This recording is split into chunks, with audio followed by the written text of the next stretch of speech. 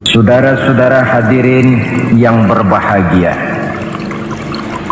salah satu nikmat yang diberikan Allah kepada kita di dalam kehidupan ini ialah bahwa Allah Subhanahu wa ta'ala telah menciptakan segala sesuatu serba berpasang-pasangan. Dalam surah Yasin ayat 36 dijelaskan, Subhanallazi khalaqal azwaja kullaha mimma tumbitul ard wa min anfusihim wa mimma la ya'lamun. Maha suci Allah yang telah menciptakan segala sesuatu itu serba berpasang-pasangan, dari apa yang tumbuh di permukaan bumi, apa yang ada di dalam diri mereka sendiri, dan apa-apa yang mereka tidak mengetahuinya. Demikianlah kita lihat siang berhadapan dengan malam, benar berhadapan dengan salah, dan laki-laki berhadapan dengan perempuan. Setelah Allah menciptakan segala sesuatu itu serba berpasang-pasangan, maka Allah menetapkan aturan permainan yang mengatur seluruh kehidupan makhluk yang serba berpasang-pasangan itu.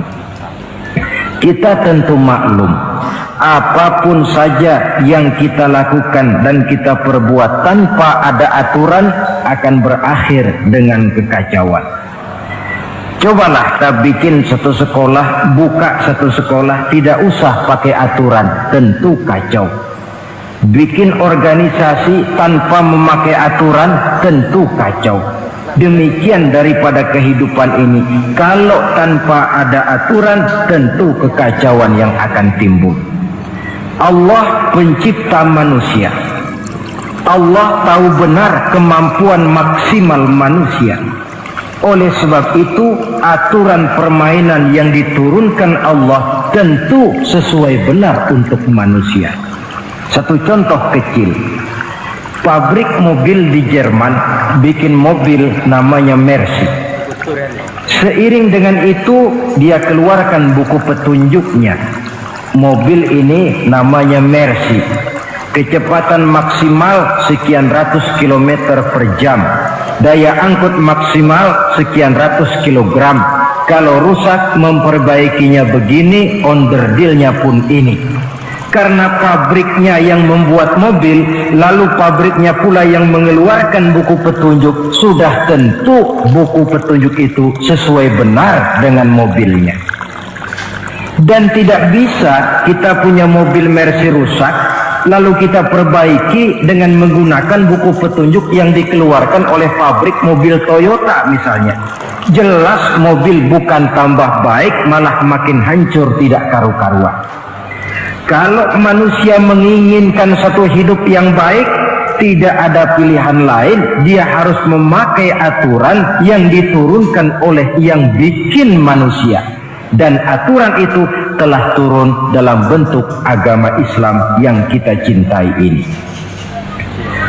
Manusia laki-laki dihiasi dengan perasaan senang cinta kepada perempuan. Itu biasa, normal, wajar.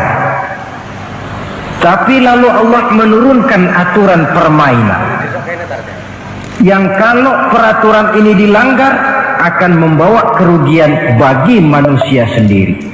Bahwa laki-laki senang sama perempuan itu normal. Agama membuat aturan silahkan senang, tetapi lewat satu pintu yang disebut nikah. Kalau peraturan ini diabaikan, yang rugi tentu manusia sendiri. Misalnya PLN keluarkan pengumuman, nanti malam mulai jam 6 sampai subuh listrik se-Jakarta mati total. Kita ingat, ini nanti malam saya giliran ronda. Pagi-pagi sudah kita siap beli batu baterai, masukkan ke dalam baterai. Dari sejak kita beli sampai sore itu baterai kita soroti terus. Tentu setelah sore soak batu baterai itu. Datang malam berangkat kita ronda, kalau disoroti lagi kan baterainya sudah nggak terang lagi, sudah sewak. Sebab apa? Belum waktunya sudah disoroti terus. Sekarang kalau ada orang belum masuk pintu pernikahan, nafsu seksualnya diobral terus. Itu kan sama juga belum datang malam, baterainya sudah disoroti terus. Nanti masuk pernikahan, soak. Berhadapan dengan istrinya, barangkali sudah nggak bisa apa-apa, cuma nyengir saja. Yang rugi manusia sendiri. Itulah sebabnya Allah lalu mengatur bahwa laki senang sama perempuan lewat satu pintu yang disebut dengan nikah. Maka pada pertemuan kali ini kita akan bicara tentang nikah dalam Islam. Saya bagi kepada 3 masalah pokok saja. Pertama, pengertian dan kedudukan nikah menurut Islam. Yang kedua, motivasi pernikahan. Karena apa orang itu seharusnya melakukan nikah. Dan yang ketiga, membina rumah tangga bahagia menurut contoh Rasulullah Sallallahu Alaihi Wasallam. Hadirin yang saya hormati, kita mulai dengan yang pertama, pengertian nikah. Dalam kehidupan sehari-hari ada 2 kata yang sering kita gunakan, kawin dan nikah. Kalimat kawin kelihatannya dipergunakan oleh semua makhluk hidup. Lain dengan nikah, ini hanya digunakan khusus untuk manusia muslim. Makanya kita sering dengar orang bilang kucing kawin, ayam kawin, kambing kawin, dan belum pernah kita dengar ada ayam nikah atau kucing nikah. Sebab apa? Nikah ini cuma dipakai oleh makhluk bernama manusia yang muslim. Apa pengertian nikah? Seorang tokoh, Abi Yahya Zakaria Al-Ansari, di dalam kitab Fathul Wahhabnya menjelaskan, an-nikahu aqdun yatadammanu ibahatal wat'i bilafzi inkahin au nahwihi. Nikah adalah akad, yaitu ijab dan qabul, yang akad ini menjamin dibolehkannya pergaulan bebas antara laki-laki dan perempuan. Jadi kalau sementara anak muda kita beranggapan bagaimana Islam ini kolot, masa laki-laki tidak boleh bergaul dengan perempuan, itu anggapan salah. Islam bukan saja tidak melarang, malah menganjurkan laki-laki bergaul dengan perempuan sebebas-bebasnya, sepanjang pergaulan itu bisa dipertanggungjawabkan baik menurut hukum negara, lebih-lebih menurut hukum agama. Coba orang kalau sudah akad, sudah ijab qabul, ada saksi, ada wali, selesai itu dia masuk ke dalam kamar berdua, bergaul di situ sebebas-bebasnya, itu saya kira 100% halal. Tidak perlu lagi orang curiga, tidak perlu lagi sembunyi-sembunyi. Kenapa? Ini bentuk pergaulan yang bisa dipertanggungjawabkan. Kalau tidak, dengan dalih new morality, kebudayaan modern, lalu melakukan yang disebut free love, free sex, common living, hidup bersama tanpa nikah alias kumpul kebo. Dan saya kira itu kebo cuma mewakili saja. Artinya begitulah kalau binatang itu kumpul, sebab kumpul kucing pun saya kira begitu, kumpul ayam pun begitu. Kebo cuma mewakili binatang dalam kalimat itu. Tengoklah berapa banyak sudah bayi-bayi yang lahir ke dunia ini tanpa tahu kemana dia harus memanggil bapak. Berapa banyak gadis-gadis bergelimpangan jadi korban dari orang-orang yang tidak bertanggung jawab. Itu semua merupakan ironi Maka menjauhkan manusia dari aturan agama pada hakikatnya sama dengan usaha membinatangkan manusia. Bahkan kalau manusia sudah jauh dari aturan agama, sanggup berbuat lebih buas daripada binatang. Kita tahu yang namanya bajing itu makanannya cuma kelapa, tapi bajingan itu bukan cuma kelapa, kabel telepon doyan kok bajingan itu. Jauh lebih buas daripada yang namanya binatang. Maka agama ini mengatur agar manusia sebagai makhluk yang mulia hidup secara mulia. Jangan manusia kita ini, binatang saja. Kalau saudara ada yang punya kucing di rumah, saudara taruh di depannya, saudara sendiri yang langsung kasih ikan di piring, kasih kucing. Aduh, dia akan makan dengan tenang, nikmat, lahap, tidak nengok kiri, tengok kanan. Kenapa? Dia yakin betul yang dia makan itu sudah resmi, sah. Sebab apa? Tuan rumah yang kasih.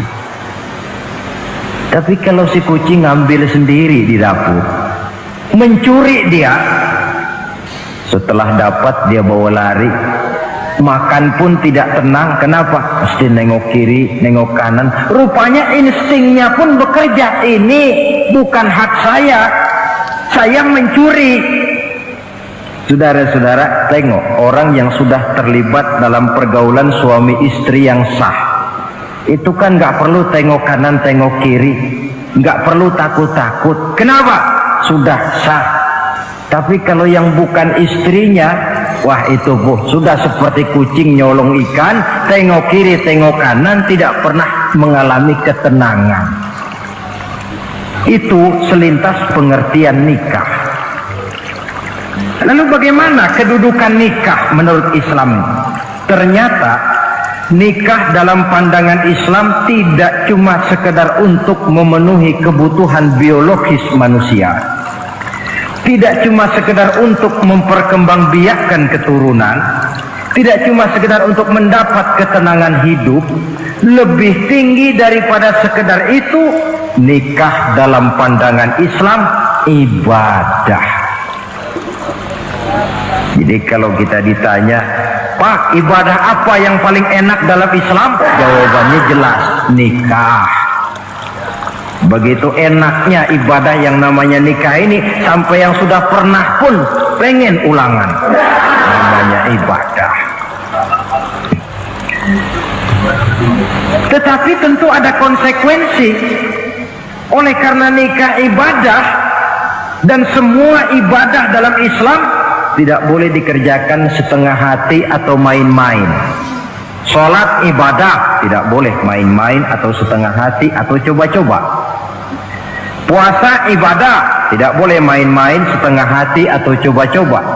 Dan oleh karena nikah pun ibadah, punya nilai sakral, juga tidak boleh main-main, setengah hati atau coba-coba. Nikah eksperimen tidak dikenal dalam Islam. Mas, saya dengar sampean sudah nikah ya? Iya mas, saya cuma nyoba saja kok ini kok. Kalau enak terus, enggak ya bubar. Ini tidak ada nikah eksperimen, sebab dia punya nilai sakral yang bermotifkan ibadah. Itu pengertian dan kedudukan nikah. Lalu apa motivasi suatu pernikahan? Karena apa seharusnya orang nikah itu? Apa landasannya?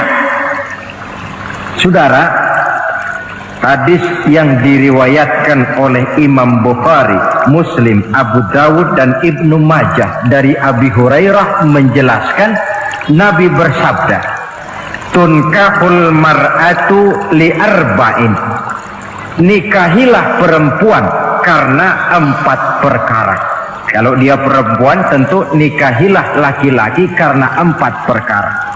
Memilih jodoh, nah inilah lengkapnya konsepsi Islam. Memilih jodoh saja Islam itu memberikan petunjuk kok.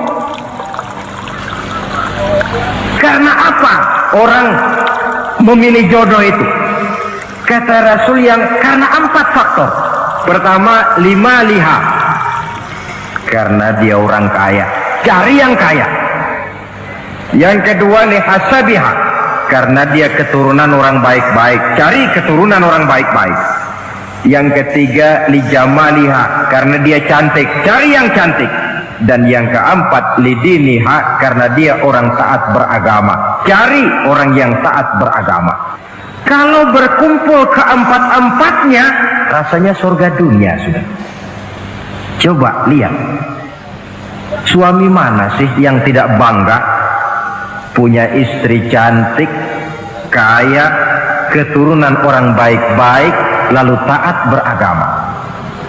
Atau istri mana sih yang tidak bangga punya suami ganteng, kaya, keturunan orang baik-baik, dan taat pula beragama? Tapi kan terus terang, yang kumpul keempat-empatnya kan boleh dibilang jenis makhluk langka ini. Sulit. Kadang-kadang cantik, kaya, akhlaknya kayak setan. Ada saja kurangnya. Oleh karena ada saja kurangnya, lalu Nabi memberikan stressing, penekanan. Fazfar bizatiddin taribat iyadah. Pilih orang yang taat melaksanakan agama, niscaya hidupmu akan berkah. Jadi motivasi suatu pernikahan hendaknya agama. Apa rahasianya? Mari kita lihat. Kalau orang memilih pasangan karena rupa yang cantik semata-mata, silakan, tapi jangan jadi motivasi utama. Kalau rupa yang cantik jadi alasan utama, saya yakin rumah tangga tidak akan tahan lama.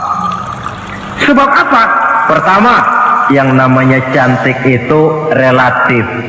Artinya bergantung siapa yang memandang. Yang menurut saudara cantik, menurut saya belum tentu cantik. Yang kata saya cantik, menurut saudara barangkali itu yang jelek. Relatif. Saya kalau ditanya orang, Ustadz, siapa perempuan paling cantik di dunia ini? Tentu saja saya jawab istri saya. Apa saudara lalu protes? Salah Ustadz, yang cantik istri saya, bukan istri Ustadz. Saya bilang, masa bodoh saya nggak ngurusi istri sampean. Cantik itu relatif. Sehingga di kalangan para ahli cinta, ahli cinta, sampai sekarang masih jadi perdebatan. Sebenarnya cantik yang bikin orang jatuh cinta, apa cinta yang membuat orang jadi kelihatan cantik? Dua-duanya bisa terjadi. Mungkin karena cantik orang jatuh cinta, dan bisa juga karena sudah kadung cinta orang kelihatannya jadi cantik. Tapi yang jelas cantik relatif. Yang relatif tidak bisa dijadikan sandaran utama. Yang kedua, yang namanya cantik itu temporer, artinya berubah oleh pergeseran masa dan pertukaran waktu. Sekarang dia cantik, of course, sedang sweet 17-an, sedang honeymoon, sedang bulan madu, sedang pengantin baru, tentu saja cantik. Punya dia anak satu, kecantikan mulai menurun. Punya dia anak dua, kulit mulai keriput. Punya dia anak tiga, apalagi tak pandai bersolek, udahlah onderdir mulai pada coba. Kalau rumah tangga didasarkan kepada rupa yang cantik saja, selesailah rumah tangga sampai di situ. Yang ketiga, di atas langit rupanya masih ada langit lagi. Di atas yang kita anggap cantik, rupanya masih ada yang lebih cantik. Kalau cantik yang kita kejar, kita akan jadi petualang yang pindah dari perempuan satu ke perempuan yang lain. Cinta bajak laut namanya. Di mana kapal berlabuh, di sana cinta mendarat. Saudara hadirin yang saya hormati, padahal sate dengan singkong itu kan bedanya cuma di tenggorokan. Kalau sudah masuk ke dalam perut, kenyangnya barangkali sama. Malah barangkali besok pagi kalau keluar lebih tidak enak baunya sate itu daripada singkong. Makanya orang kalau sudah nikah oleh Nabi dipesan, Apabila kamu di jalan melihat perempuan yang membuat kamu kagum, cepat-cepatlah pulang ke rumah. Sebab apa? Sebab yang perempuan cantik di jalan kau lihat itu punya, istrimu juga di rumah punya. Gak percaya, cobalah pulang, akurin, sama itu. Silakan cari yang cantik, tapi jangan dijadikan motivasi utama. Yang kedua, kalau perkawinan pernikahan cuma karena harta, silakan cari yang kaya. Tapi kan harta itu, kata Imamul Ghazali, al-mal zillun zail, harta bagaikan bayangan. Sore di sebelah barat, tengah hari di tengah, sore pindah ke sebelah timur. Hari ini dia kaya, besok dia bangkrut. Roda itu berputar. Kalau harta dijadikan pilihan utama, boleh jadi dalam hidup berumah tangga ada pepatah, ada uang abang disayang, tidak ada uang abang melayang. Artinya pun rumah tangga tidak akan tahan lama. Yang ketiga, kalau karena keturunan, persilahkan cari keturunan yang baik-baik. Namun toh pada akhirnya orang diajarkan bahwa kita ini mau besar atau tidak, bukan dengan jalan menyempeng kepada kebesaran orang lain, tetapi ditentukan oleh kepribadian kita sendiri. Sekarang kalau karena agama, Nabi berikan penekanan fazfar bizatid din taribat yadak. Pilih orang yang taat beragama, niscaya hidupmu akan beruntung. Apa rahasianya? Tidak lain rumah tangga Rasulullah Sallallahu Alaihi Wasallam. Yang ini artinya kita sudah masuk kepada bagian ketiga, bagaimana membina rumah tangga bahagia menurut contoh baginda Nabi. Saudara, bagaimana sih rumah tangga Rasul itu? Kelihatan dari dua ucapannya, pendek, singkat, tapi punya pengertian filosofis yang mendalam. Dua kalimat saja beliau bilang tentang rumah tangganya, yaitu baiti jannati, rumah tanggaku laksana surga bagiku. Bayangkan kalau seorang suami sudah mampu berkata macam begitu, bahagia hidupnya. Ini barangkali tantangan buat kita semua. Mampukah kita di rumah tangga berkata semacam perkataan beliau tadi? Baiti jannati, rumah tanggaku laksana surga bagi. Padahal dari sejarah kita baca, Rasul itu rumahnya kecil, tidurnya di atas pelepah daun korma, sampai berbekas di pipinya. Sarapan paginya seteguk zam-zam, sepotong roti, kadang-kadang 3 butir korma. Tempat tidurnya bukan alga spring bed atau Dunlopillow macam kita punya. Di rumahnya tidak ada mebel spaghetti model yang lagi ngetop-ngetopnya. Entah di tengah rumah macam itu, beliau sanggup berkata, baiti jannati. Kenapa kita yang hidup di zaman di mana fasilitas mestinya lebih menunjang, kok malah banyak yang berkata sebaliknya? Baiti nari, rumah tanggaku laksana neraka bagiku. Padahal dilihat dari segi materi, rumahnya bertingkat, mobilnya serba berkilat, uangnya banyak berlipat-lipat, istri pun cantik memikat, kadangkala boleh jadi jumlahnya 4. Tapi tiap hari kiamat. Kenapa ini? Marilah kita lihat. Ternyata rumah tangga Rasul itu motivasinya tidak lain agama. Agama menuntun suami dan istri masing-masing untuk tahu kewajiban dan tahu haknya. Kalau kewajiban sudah dilaksanakan, lalu hak diberikan, akan timbul pengertian, understanding. Kalau sudah ada saling pengertian, akan timbul ketenangan, feeling of security. Dan ketenangan tangga utama untuk mencapai yang disebut bahagia. Itu sebabnya hakikatnya membicarakan rumah tangga yang berdasarkan agama tidak lain adalah bagaimana seharusnya seorang suami melaksanakan kewajibannya dan seorang istri melaksanakan tugasnya. Artinya kewajiban suami itu apa? Kewajiban istri itu apa? Kewajiban istri hak suami, kewajiban suami hak untuk istrinya menurut tuntunan dan tuntutan agama. Saudara hadirin, menurut hadis riwayat Abu Dawud dari Muawiyah bin Haidah, satu hari Rasul ditanya, "Ya Rasul, apa sih hak istri-istri kami ini? Artinya kewajiban kami sebagai suami ini apa?" Rasul menjawab, pertama, anta ta'amaha iza ta'imta, kau beri istrimu makan sebagaimana engkau makan. Saudara hadirin, tetapi seorang istri pun kalau sudah diberikan nafkah oleh suaminya untuk mengatur makanan, dia harus pandai mengaturnya dengan sebaik-baiknya. Menu yang teratur, gizi yang lengkap, dan saya kira yang namanya 4 sehat 5 sempurna itu kan tidak berarti bahwa hidup ini harus serba mewah, tidak. Yang penting ada variasi sehingga tidak merangsang suami untuk makan di luar. Jangan misalnya tahu suaminya senang jengkol lalu tiap hari saja jengkol, itu kan bisa kejengkolan. Dengan demikian, masalah yang kelihatannya sepele tetapi yang sebenarnya bisa menjaga keharmonisan atau malah keretakan rumah tangga harus kita perhatikan dengan sebaik-baiknya.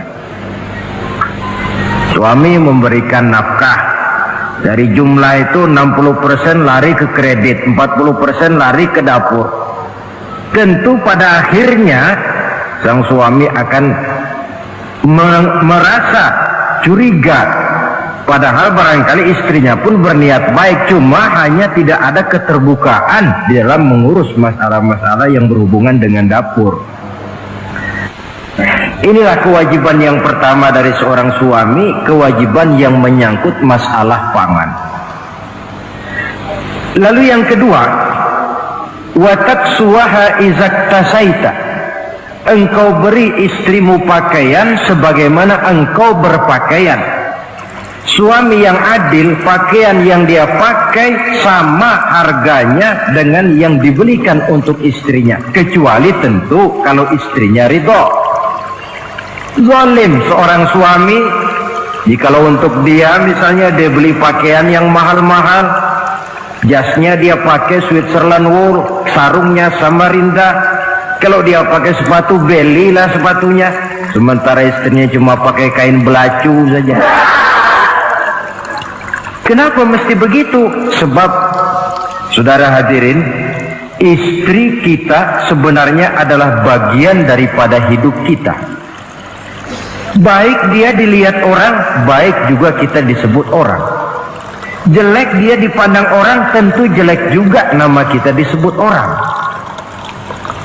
Apalagi hidup bermasyarakat, kadang-kadang mulut usil itu kan sudah banyak macam ragamnya.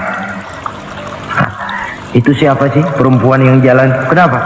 Itu pakaian yang tidak dipakai sih tidak mahal, cuma pakaiannya serasi, pantas, enak dilihat.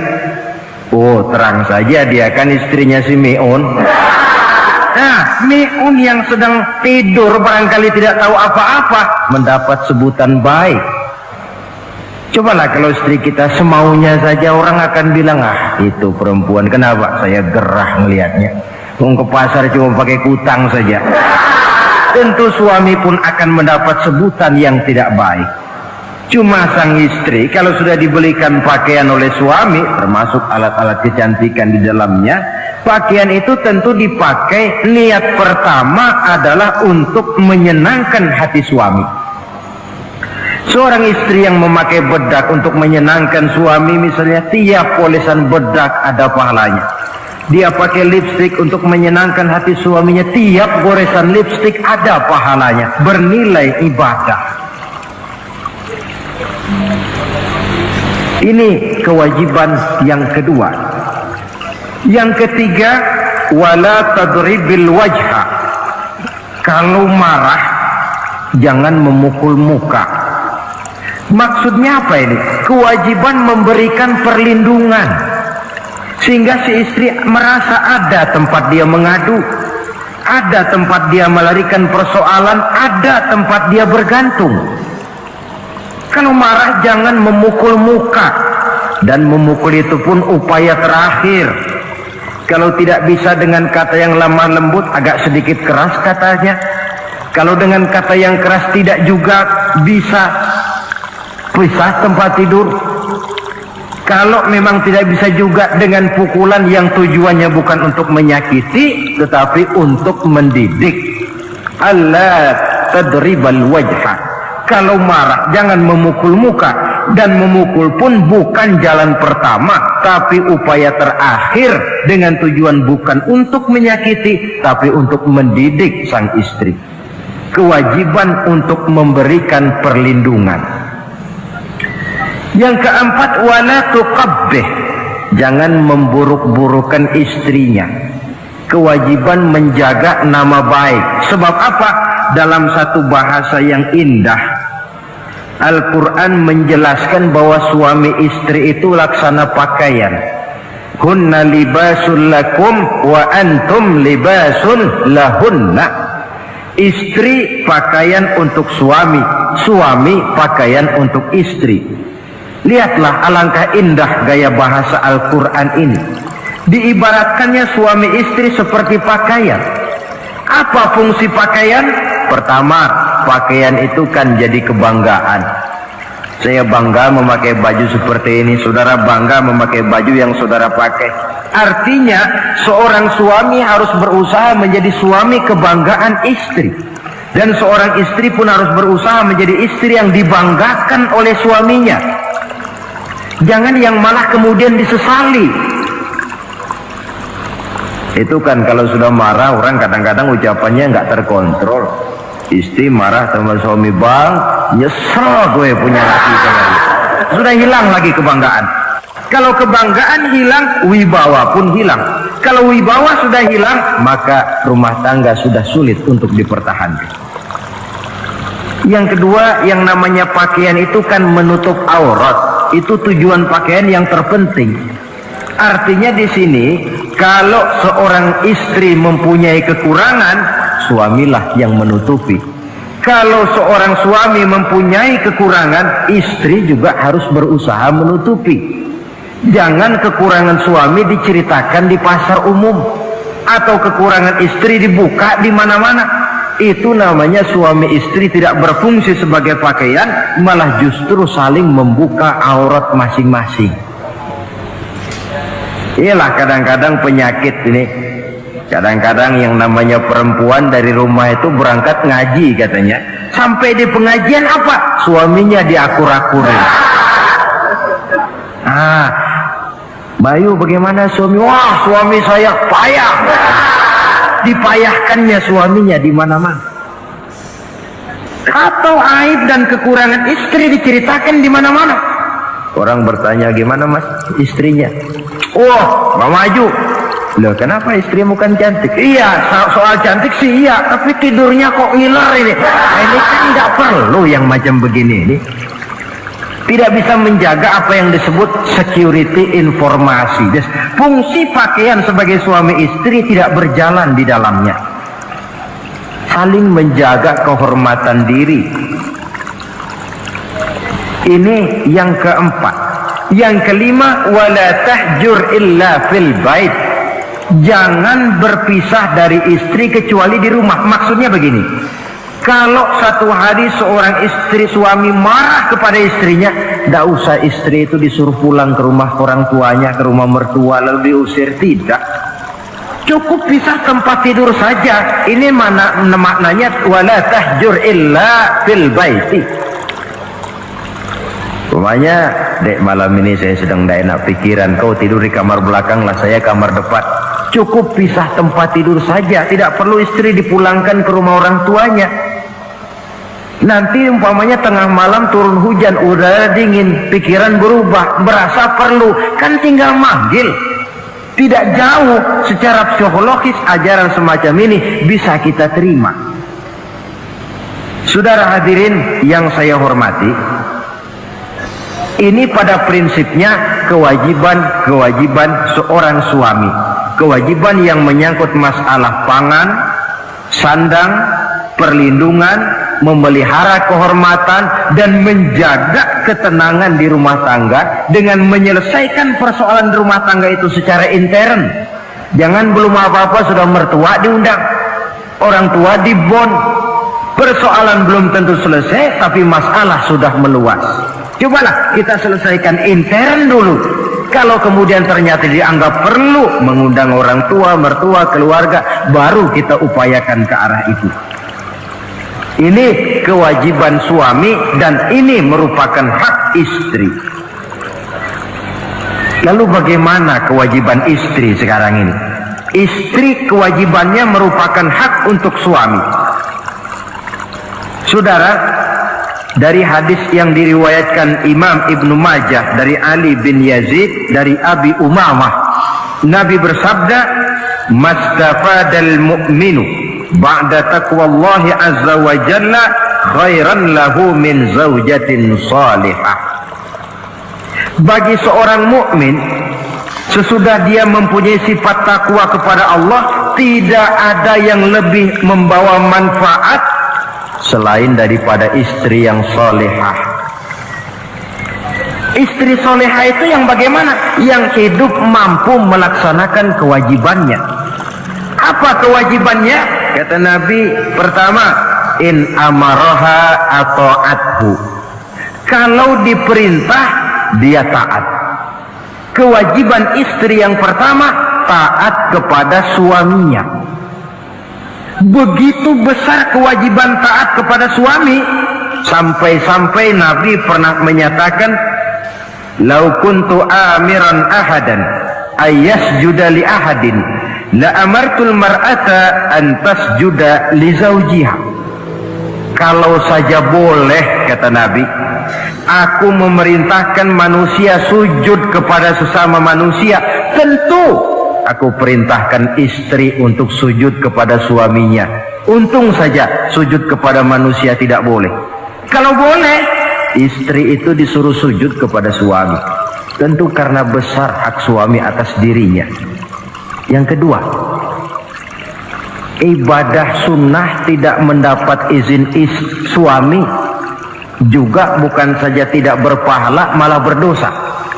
Umpamanya pengantin baru, si istri kebetulan santri, malam minggu pesta, besoknya hari Senin, si istri sudah kadang biasa hidup sebagai santri, hari Senin puasa sunnah. Dia bilang sama suaminya, "Bang, besok saya mau puasa sunnah nih, hari Senin." Kata suaminya, "Kalau kau puasa juga kau kejam. Lalu kau puasa, aku disuruh ngapain?" Tidak diizinkan oleh suami, dia puasa juga. Bukan saja tidak mendapat pahala, malah berdosa. Sampai amalan yang sunnah pun tidak diizinkan oleh suami, berdosa. Apalagi amalan yang mubah, apalagi amalan yang tidak ada dasar hukumnya, perintahnya. Sepanjang perintah suami tidak untuk maksiat kepada Allah, istri wajib untuk taat. Dalam hadis lain kita temukan Nabi bersabda, "Idza da'ar rajulu imra'atahu ila firashihi." Kalau seorang suami memanggil istrinya ke tempat tidur. Ini bahasa kinayah. Manggil ke tempat tidur kan tentu nggak perlu penjelasan. Masa mau nyambal di tempat tidur kan enggak. Fa'abat, si istri tidak mau. Lantaran istri tidak mau, suami jengkel. Fabata ghadbana 'alaiha. Sampai dalam jengkelnya tidur. la'anat hal malaikatu hatta tusbiha. Istri macam itu dilaknat, dikutuk oleh malaikat sampai datang waktu pagi. Kewajiban untuk taat. Namun sebaliknya, seorang suami pun jangan mentang-mentang istri wajib taat lalu overacting.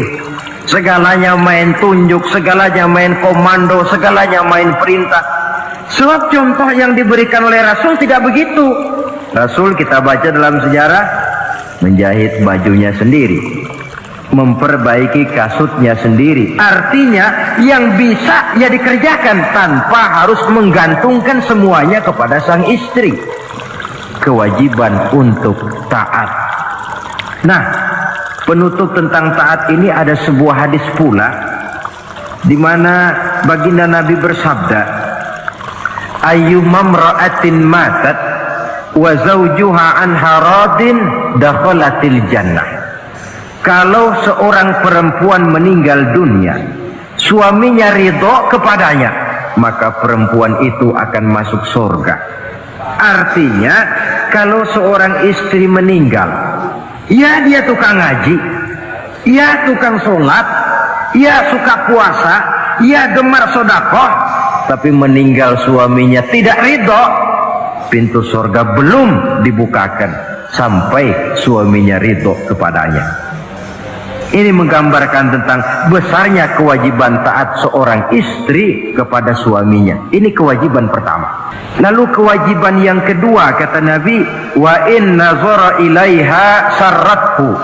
Kalau dipandang oleh suaminya, dia pandai menggembirakan, menyenangkan hati suaminya. Menjadi istri yang pandai menyenangkan hati suami. Siapa contohnya? Kita lihat misalnya istri Nabi, diantaranya Sayyidatuna Khadijah radhiyallahu anha. Ketika Nabi pertama kali menerima wahyu berhadapan dengan malaikat Jibril, beliau kembali ke rumah dengan tubuh gemetar. Setibanya di rumah beliau berkata, "Zammiluni ya Khadijah." Khadijah, selimuti saya. Kenapa bang? Barusan datang malaikat Jibril, dia katakan begini-begini, saya khawatir Khadijah. Khadijah tahu suaminya sedang gelisah. Sebagai istri yang bijak beliau tampil, apa katanya? Kalla ma yukhzikallahu abada. Tidak apa-apa bang, jangan khawatir, Allah tidak akan menyusahkan abang buat selamanya. Ini istri yang pandai menyenangkan hati suami. Suami pulang dagang dari pasar, rugi. Istri tampil, itulah bang romantikanya dagang. Masa selamanya saja untung sekali-sekali lah rugi. Si suami kan tidak terlalu pusing kepalanya. Jangan sudah di pasar rugi, sampai rumah istri pidato, peletar-peletor macam petasan. Dasar suami goblok, dagang saja rugi. Sudahlah di pasar rugi, sampai ke rumah digoblok-goblokin. Itu nanti suami kan bisa kena penyakit yang disebut broken home. Penyakit nggak betah di rumah. Seorang istri kalau suami sudah kena penyakit tidak betah di rumah, itu mesti siap-siap mental untuk dimadu. Nah, jadi kalau tidak dimadu bagaimana? Berusaha bikin betah suami di rumah. Suami pulang kantor jam 2, setengah 2 dandan, kalau perlu setel habis. Kalau perlu kelihatan suami akan datang, bukakan pintu, sambut dengan senyum. Apalagi kalau senyumnya Pepsodent. Saya kira suami bagaimanapun lelahnya, peras keringat, banting tulang, pulang mencari nafkah, kalau kembali di rumah disambut dengan senyum, hilang capeknya. Tapi bayangkan, sudahlah di kantor capek, peras keringat, banting tulang, sampai pula di rumah yang nyambut cuka sama kukusan. Udah asem, monyong. Suami mana yang kerasan tinggal di rumah? Menjadi istri yang pandai menggembirakan, menyenangkan hati suaminya.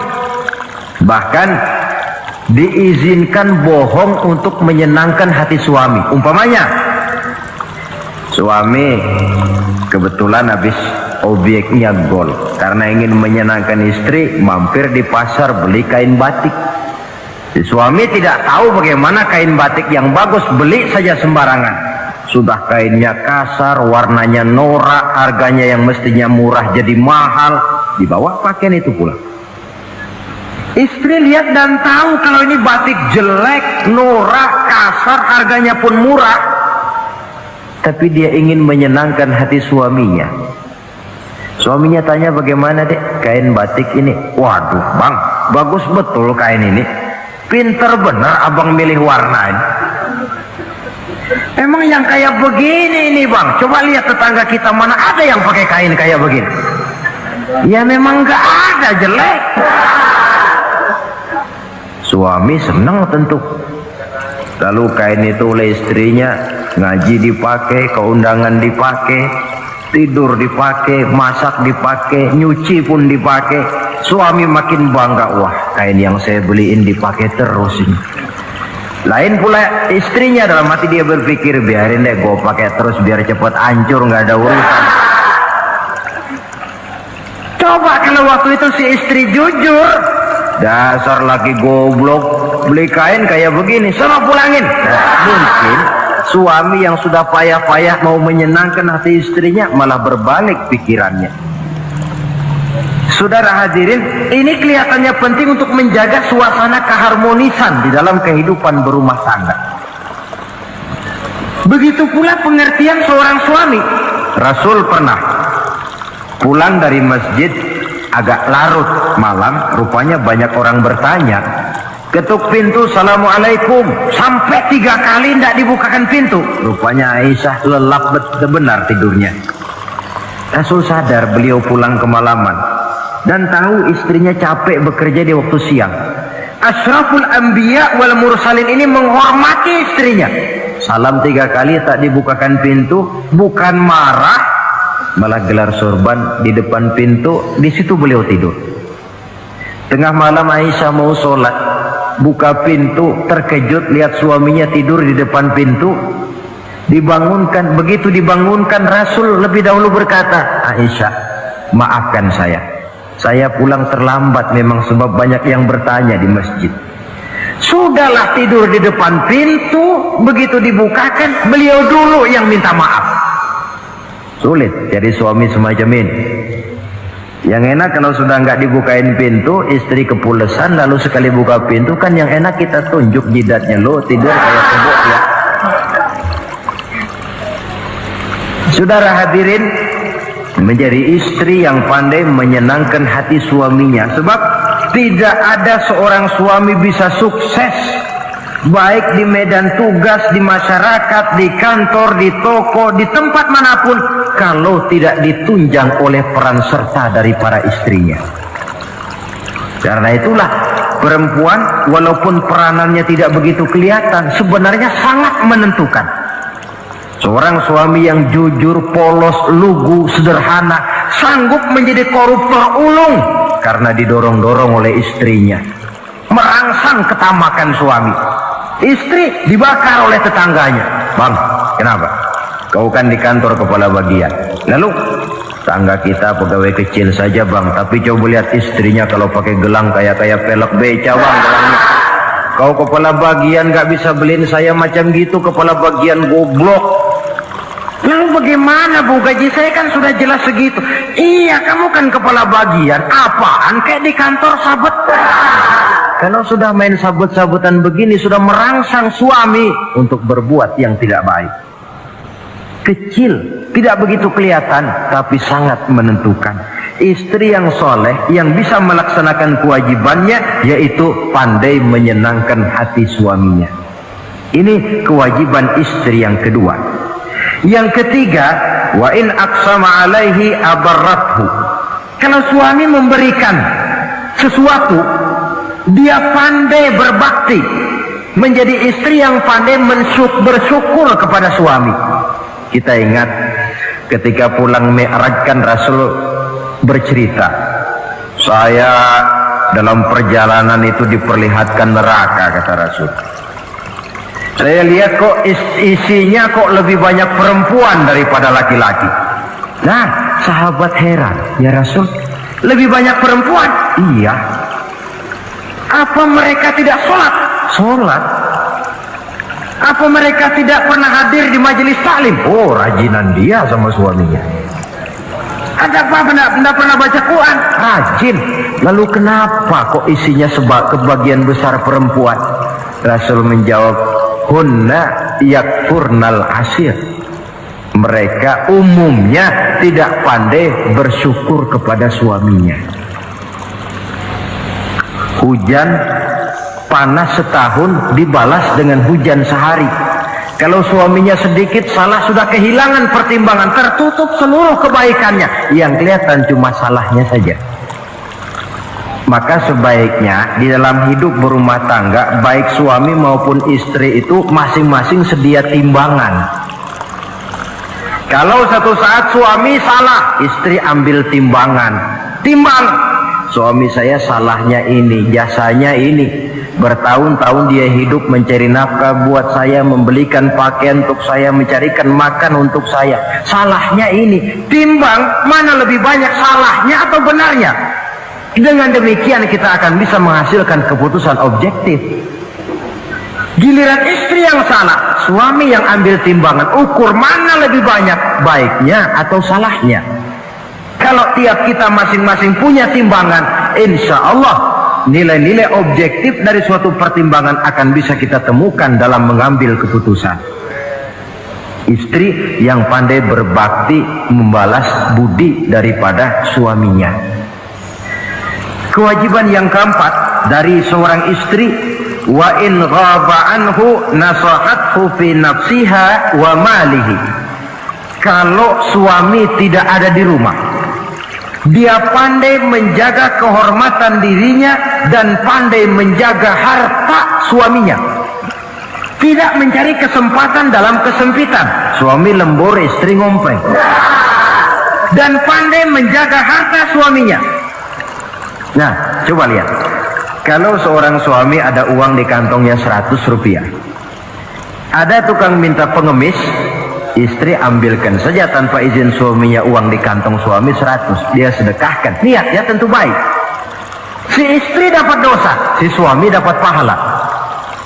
Perbuatan sedekahnya itu betul, tapi mengambil uang tanpa izin suami itu yang salah. Dan ternyata salah itu lebih besar daripada pahala yang dia lakukan lantaran bersedekah itu.